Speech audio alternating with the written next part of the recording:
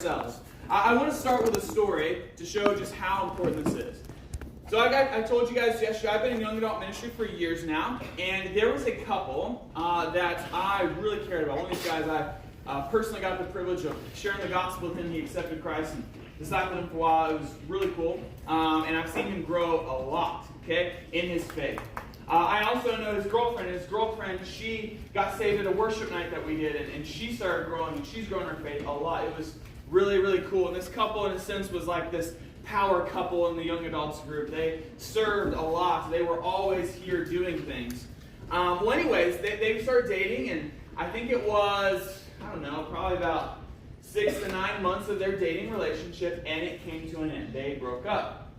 And I remember these guys were crushed. I mean, like, legit depressed. You could not say anything to them and get them to smile. Like, they were just, devastated. And it was blowing my mind. I'm like, I just don't understand. Like, you're dating, and I was doing accountability with the guy every week, and so I would check in to make sure they weren't messing up morally. They were pure. They hadn't messed up in that area. And so I knew that wasn't an issue. Like, if you mess up morally, which we'll talk more about in a second, just expect it's going to hurt really bad whenever you break up. But these guys didn't make that mistake, and so I'm like, I just don't get it. Like, what is going on? Why are these guys crying all the time? Probably part of it is because they're just emotional people. Some people are really emotional and cry about everything, and some people aren't. These were your crybabies, okay? But outside of that, it was deeper than that. I realized these guys had no boundaries in place.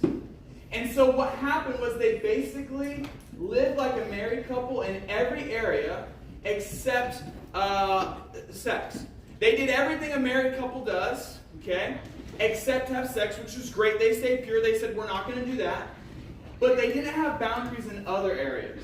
So I'm talking they did finances together. I'm talking they did laundry together. I'm talking every waking moment, like if they're not together in person, together. And so when they broke up, as I kept talking to them and trying to process, I realized you're hurting really bad because you're basically going through a divorce. Like you acted like a married couple. No, you didn't sleep together, but in every other way, you acted like a married couple. And now you're experiencing what a divorce is like in a sense. So what I want to talk to you about today is similar to yesterday. My wife and I are not in any way trying to say, this is what the Bible says, you have to do this, otherwise you're sinning. Please don't misunderstand. We're not saying that, but what we are saying is if you want a boo thing that could lead to a wife-husband thing, without breaking your heart 100 times over in the process, without compromising your purity, there's some boundaries you should put in place to protect your heart as well as your purity. And so, first off, just to be clear, what's a boundary?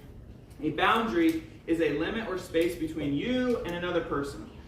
So, a boundary is a line in the sand or a spot in the relationship that separates you and another person. Your relationship with that person can only extend to that point or that boundary. At that boundary or at that point, the relationship should extend no more. Does everyone understand what I'm saying? Yes, no? Yes, okay, simple enough, okay? So boundaries, I really do believe, are huge. They help ensure that you have a healthy relationship psychologically, emotionally, and physically. So what we want to do is we want to be super practical and just give you some sample boundaries. Some of these are boundaries that we put in place when we were dating 9 years ago, whatever. And we also want to share some other ones that we've learned as we've observed other people, what would be helpful to you. Okay? So, here we go. Here's to be very practical.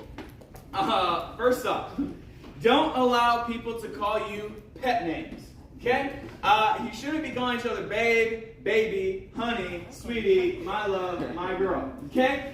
You're 12 years old. What is a babe to you? Okay? Like, why are you calling someone your baby? Like, if you're going to have a pet name one day for your future spouse, wouldn't you rather save that for them? Like, why you got to call every girl that you date your babe or my love? Like, then at that point, it's so cheap and it means nothing, right? So, I'll let Jacqueline speak on this. Let me just give you a quick sentence. So, you guys, if you were here yesterday, you might remember I said I was pretty ratchet in high school. So, I was your, high school player doing things. So, when I became a Christian, I started trying to bring some of that into my first dating relationship in the Christian world. And I remember one day I saw Jacqueline at church. We were walking, and I went up to her and I put my arm around her. I said, "Sup, boo?" Thought that was cool in high school. That was cool. But was not cool with Jacqueline. Jacqueline grabbed my hand, put it over her. She said, "We're not in high school, and my name is Jacqueline, and you can call me that." And I'm like, yeah, okay. Just trying to walk it off. It was very humiliating, but it was a good lesson for me to not act like a child or do things that I shouldn't be doing in a dating relationship. But you can go ahead and say yourself. I just think now in high school, but even we're talking to you in hopes that you'll take some of this into college when you are ready to date. So one of the things that is important is that you know, women, girls in here, you know who you are in Christ first and foremost. So as soon as you are somebody's babe and they are taking ownership of you, which we're gonna kind of talk about, ownership in a sense that like she's my girl, like that's my girlfriend. There's an ownership there. As soon as that happens, you start to find your identity in the guy and in that title that you guys have. And so I just always wanted him to know, like, I don't mind dating you and I don't mind going on dates with you, but until I'm your wife, I'm Jacqueline, my identity is in Christ. This is like who I'm going to be in and of myself apart from you. And so just remember that your name was given to you at birth. Like that is only yours. And so just remember that like that's who you are. And so to be called something else, especially a pet name, identifies you with a guy that is not Christ. So yeah. And it's like we talked about today with identity, it's like being a wife or a husband is a good thing. Yeah. I said now I don't. Well, I still don't like being called boo. She doesn't. I don't. I hate it. But I don't.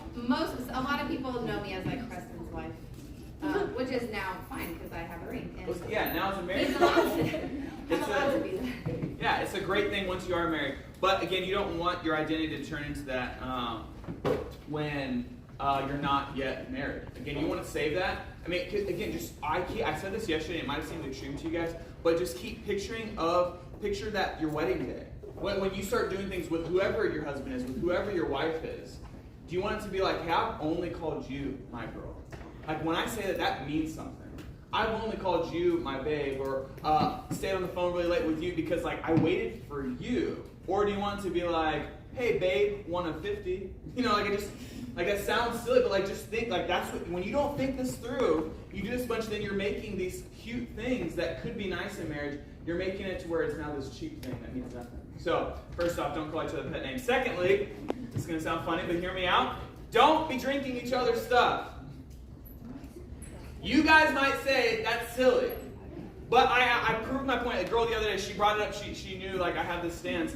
But like, if me and Jacqueline are dating, I shouldn't be like, here, have some of my drink or this or that. Here's how you know it's a problem. Or sharing each other's food, wearing each other's clothes, things like this. You say, oh, that's so extreme. Hey, if you were dating a guy and you saw him go up to another girl and take her drink and drink out of it, would you be upset? Yeah. Heck yes you would. Don't stop no more. Get a boyfriend, start dating for a couple months, and then watch him go up to another girl. Can I have a drink of your drink? And drink it right there and then give it back. Thank you so much. You would not be cool with that. Why? Because you know there's something about that you are not cool with. And I'm saying, so if it's your sibling, okay, whatever, I don't care. Share with your brothers and sisters. What? Oh, it's disgusting. I thought I meant nothing. There we go. Thank you for finally admitting it's gross. So anyways, I'm saying, especially girls, I promise you, every guy, if he drinks from your drinks, he is thinking in his head. Have you guys seen that, like the emotions thing, what's Inside Out? And it's like, girl. If he drinks, he's like, her lips are on this. And he is getting excited. Any guy who says he's not, like, he is full of it. He's lying. They are definitely thinking about it. So I'm just saying, keep that boundary. If a guy says, can I have a drink? You say, no, this is my drink. You can go buy another drink, okay? Or whatever, all right? Like,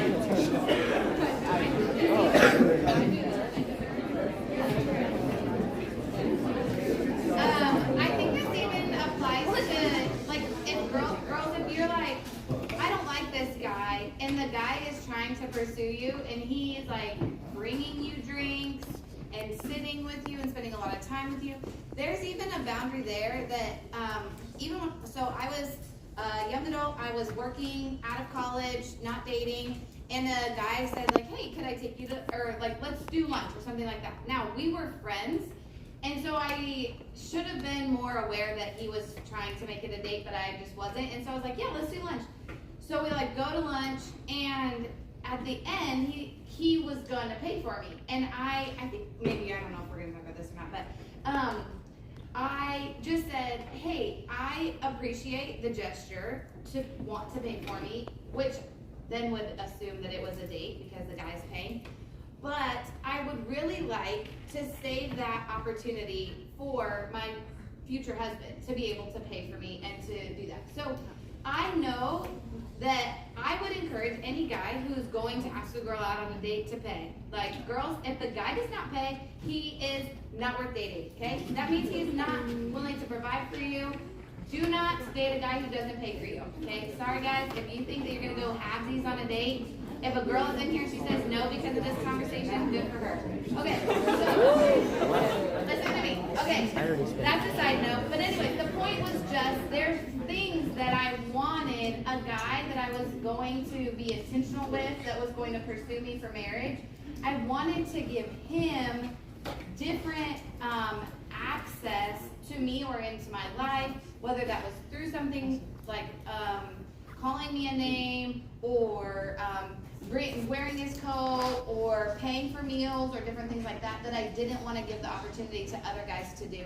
To be like, yeah, guys buy me stuff all the time. Now, is it nice when guys buy you things, bring you drinks, pay for your meals? Yes, don't get me wrong. But again, is that the point?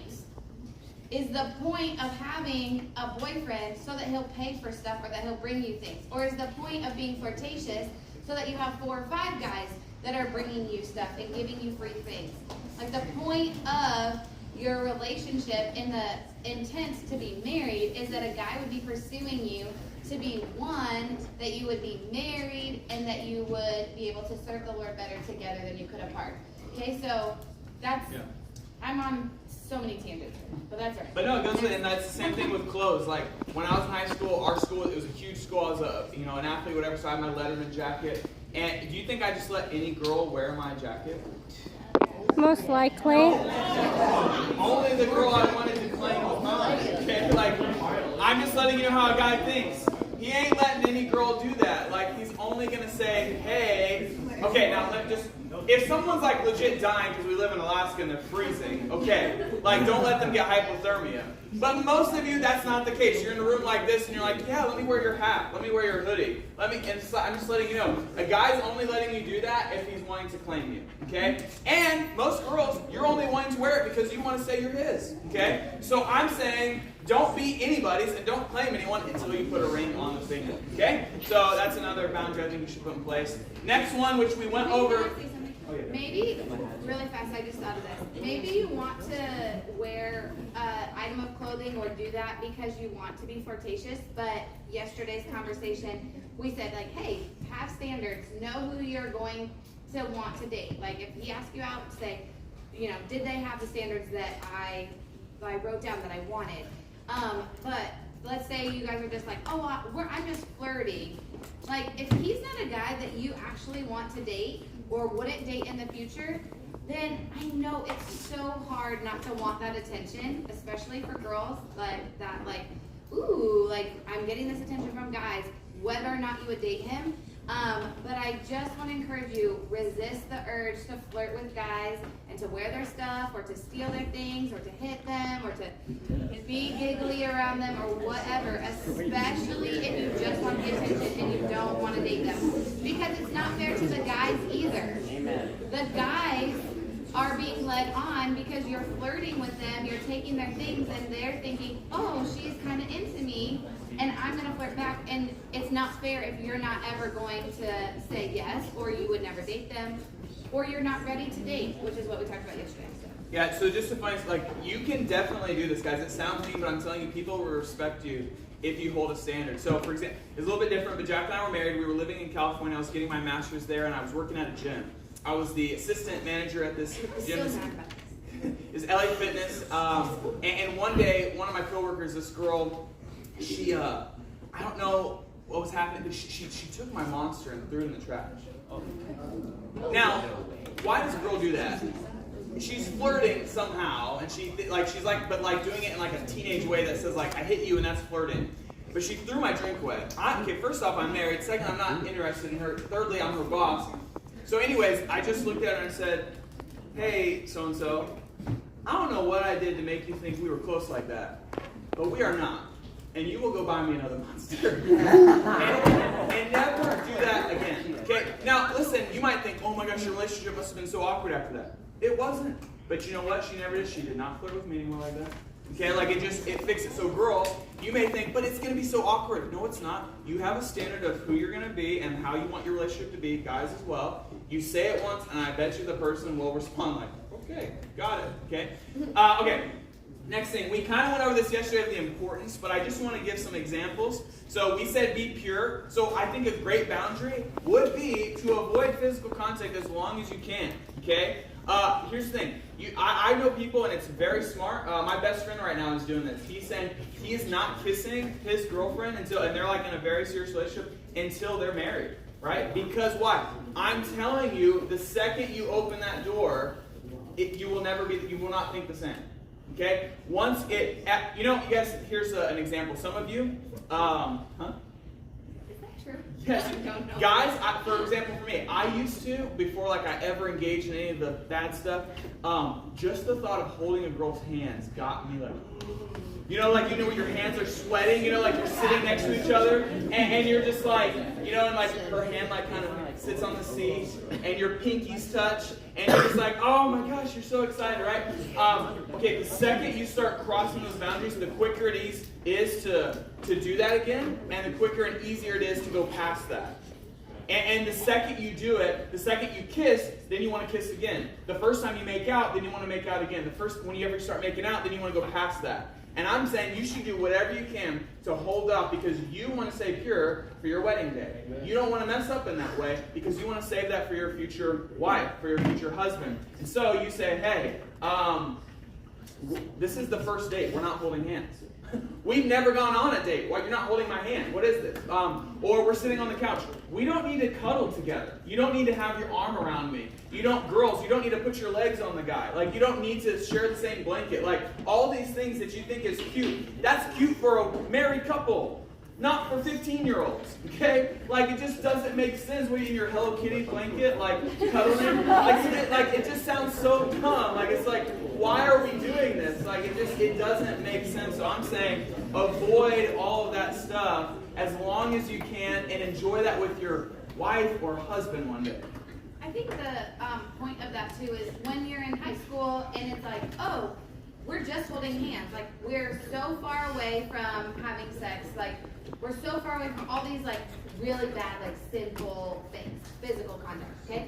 But if you hold hands with one person and then you guys break up, and then the next person you start at holding hands and then maybe you kiss, but you're still so far away, and you're like, it was like a peck on the cheek, like not a big deal. Then the next person you date, it's holding hands and a peck on the cheek and kissing and maybe close to making out, but not really.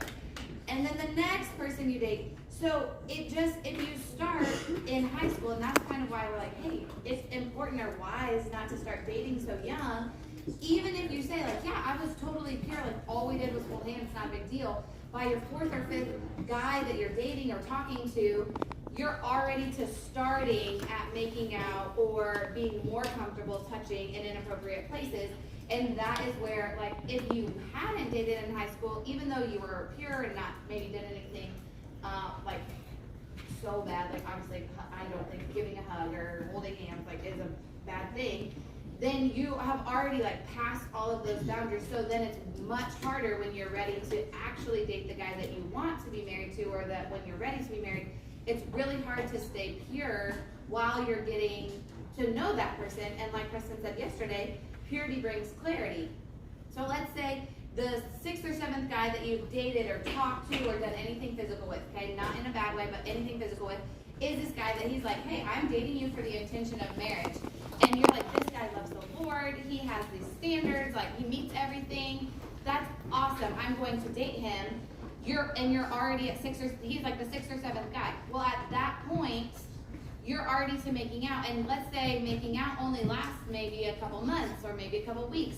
So then you're getting physical within 3 or 4 months, but maybe you don't know that you're ready to marry him by that point. And so then you become physical with a guy, and it's hard to know and to have clarity of whether or not you should spend the rest of your life with him. So does that make sense? I feel like it's easy to say, yes, in high school, be pure, but the progression is that we want you to even be pure when you're dating somebody, your future spouse. So, yeah. Here's the next one. This one was surprising for me, but it was a great lesson from my future wife at that time. But don't say you love each other until it's with the person you're going to marry, okay? I think that word gets because I think all of us desperately want to be loved and we want to love someone. So it's like you talk to a girl or guy for 2 days and then you say the L word. And you're just like, really? You love them? Like, have you read 1 Corinthians 13? Like, that's what you're willing to do for that person the rest of your life? You're willing to be patient, kind, assume the best. You're going to have long-suffering. You're going to be with them through all of it. That's what you want to do for that person that you've talked to for 2 days. No, you are not ready to say that word. And yet you say it because you like the feels of it. But again, what are you doing as you say that to every girl you date in 2 days? Like, you're cheapening that word to mean nothing. So anyways, Jacqueline had, for me, she had said, like at the very beginning, she said, I know you have a past with however many people. I want you to know, I'm not saying love you, and I don't want to be said I'm loved until it's my fiance one day. So don't even, so you know what's cool about that? Again, like I told you yesterday if you were here, that when people have stayed pure, there's like this awesome moment on the wedding day. Okay, same thing. On the day that I finally did propose, and I said, I love you, I want to spend the rest of my life with you, guess, like that was like everyone's crying, and like she's crying, and it was just this amazing moment because it was special, it meant something. Hey girls, how many of you started crying after 2 days when a guy texts you he loves you? You didn't. Because it means nothing at that point, right? So don't say it until it actually means something. Yeah, I agree. I had said that I loved somebody else, and obviously I was in the dating person, and so I just told him, hey, to say you love someone, there's a commitment level there.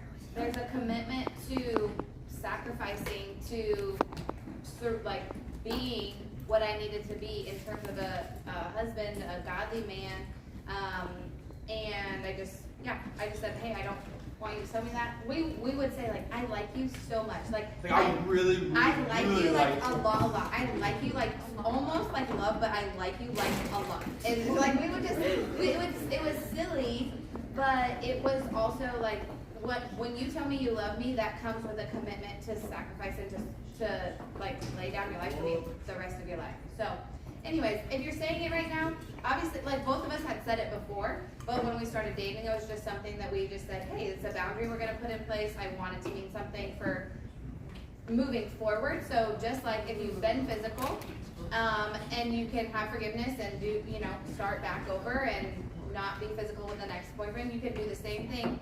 Even now, just say, hey, we're just not going to say I love you until there's a commitment, until there's a ring on my finger. I'm not going to tell the next guy that I date or the future guys that I love them. Next one also kind of goes to physical stuff, but just I think it's smart. Don't hang out alone. For the longest time when we first started dating, we did group things, okay? Also, guys, I'd encourage you whenever it is the time, because you don't want to, it's like the worst reputation you could have. I'll say this. I think it's great to find a woman to marry in your church. I think that's great. I don't want you to go to a bar. I don't want you to go to some random street and just hope you find a girl that works. I want you to go like in the church and find a good godly girl. But you know what the worst reputation you could have is?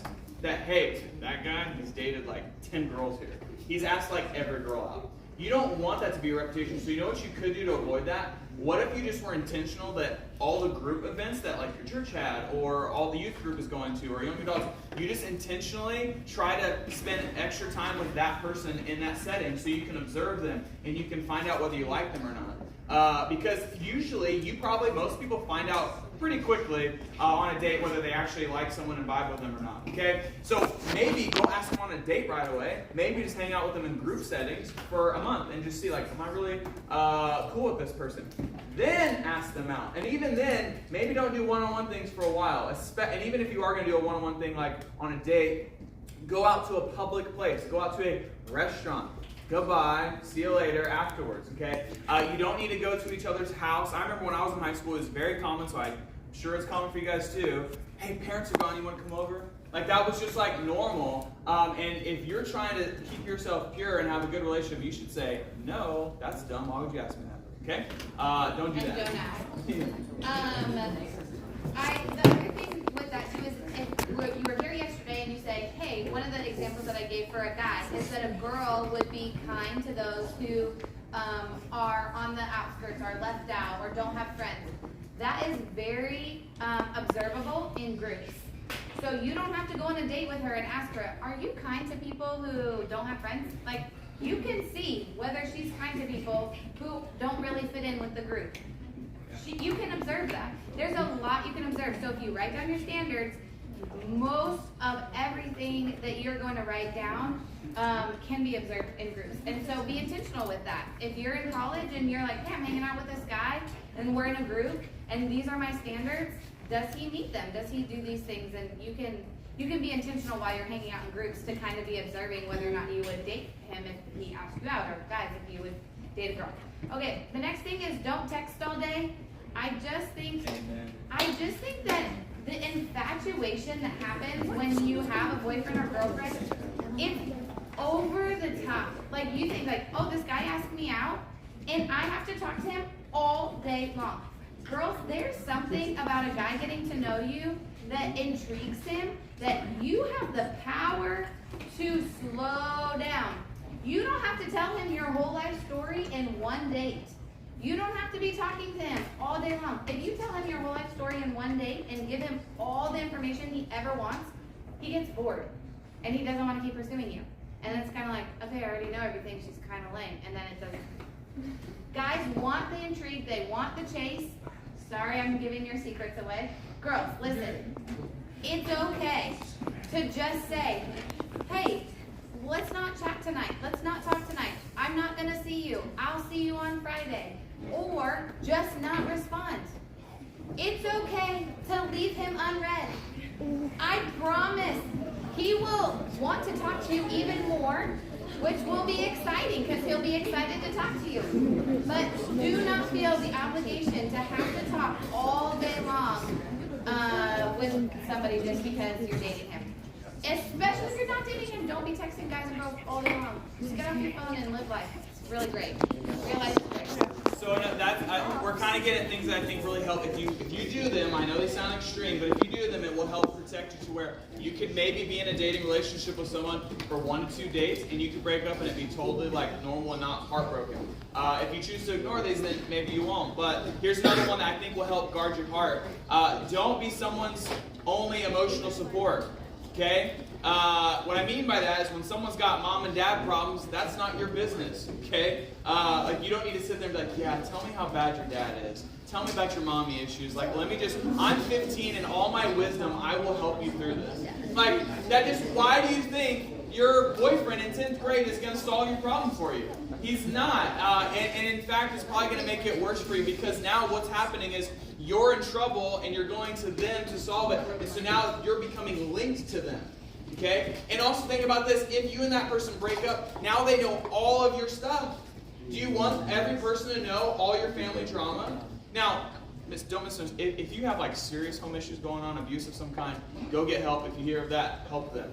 I'm not addressing that. With an adult. Yes, with an adult. But what I'm saying is, for the normal stuff, like, oh, my mom's so mean, she made me do this and that, and like, your boyfriend doesn't need to know all that, and your girlfriend doesn't need to know all of your problems either. You're just creating emotional bonds with each other, making it to where you almost need that person to sustain yourself when you really don't. So I would just say, don't be someone's only emotional support. Yeah. I think my only comment with that is to go to the Lord first. I always, even now, being married, it's so easy to go to Preston because he's there and he is my husband. He's supposed to be my support or my protector or whatever. And so I can go to him and complain and not have spent any time with the Lord asking him, like, I need my heart to change, or I need the Lord to give me extra motivation or confidence in a decision or whatever.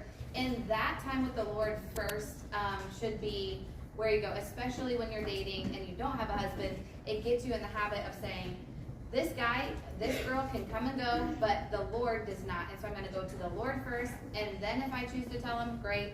But there's not as much of a connection and a need for that other person because you have the Lord and he's your rock. So this kind of goes with what I had said last time. Don't spend 24/7 together. Just have other friends. It's really okay. If he wants to hang out with you, hang out in groups. But it's okay to have girlfriends. It's okay to have other guys that you go play video games with. Yeah, Like, let's make this super practical. How many have a boyfriend or girlfriend and all of a sudden ditch all their friends? Yeah. And then what happens when they break up? They go back to the old friend group. Hey guys, I know I forgot about you the last 2 months. Can we be friends again? Like, that's ridiculous, okay? Don't. Hey, listen up. I'm saying, like, this happens so much. So instead of being like, wow, don't spend all... I'm just giving you advice. If you don't want to lose all your friends and make people judge you, and also just, lose all your friends, then don't do that. Like, you can have a boyfriend or girlfriend, like she said, that you spend intentional time with on occasion, but you don't have to be with each other every waking moment. I think this too, guys, I kind of told your secret a little bit. Girls, don't listen. Guys, listen to me. If you're intentional to ask a girl out, she'll, like, let's say you're like, hey, you're hanging out with your friends, I'm hanging out with my friends, we're not really seeing each other very much. I'd like to ask you out to go on a date on Friday night or Saturday lunch or whatever. She will look forward to seeing you all week. She will look forward to that date. She'll dress up, she'll put makeup on, she'll be prepared for that date and be so excited to see you. If she sees you every day, she's going to show up to that date in sweatpants because she's like, there's nothing new.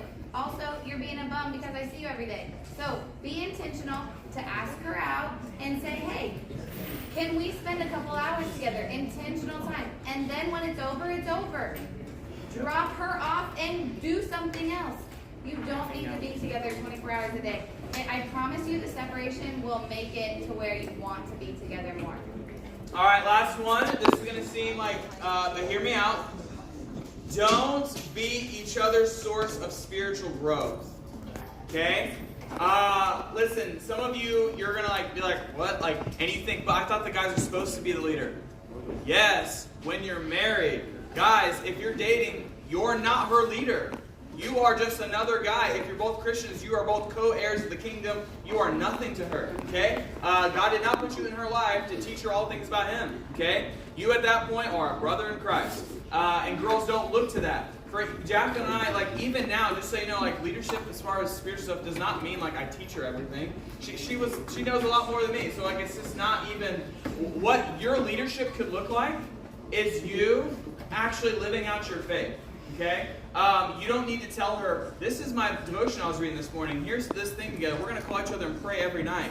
You don't need to do that. Just so you know, praying together stuff does build strong intimacy. Okay? And I really think you should not be doing that one-on-one with someone other than your spouse. If you're going to do that with your youth group and a group and whatnot, great. Praise the Lord. That's awesome. But as far as you and a person of the opposite sex spending time together praying, you should not be doing that until you are married. You should save that kind of time as far as either leading someone in their growth with Christ or being led. You should save that for your future spouse.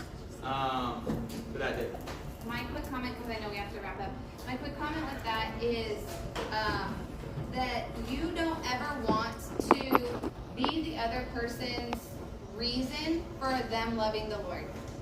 So if I was like, hey Preston, here's the devotions I'm learning, let's pray together, let's do this, let's go through this book study together, and I'm saying let's spend time with the Lord together, and then we broke up and he didn't know how to spend time with the Lord on his own, then I have done him a disservice. If he is I need to be the spiritual leader, so let's do 1 Corinthians and let's work through this Bible study together, all of that, and then we broke up, and I didn't know how to do my devotions without Preston, then he has done me a spiritual disservice because I have not grown in my relationship with the Lord. I've grown in his relationship with the Lord. So have your own time with the Lord where you wrestle with Scripture, where you learn how your own techniques and how to understand God's Word apart from the guy. And yeah, go. All right, guys, so that's booth thing part 1 and 2. I hope whenever you do choose today, I hope it's the right timing, and I hope you will be smart to protect your heart, their heart, and your purity. See you you guys later. Peace and love.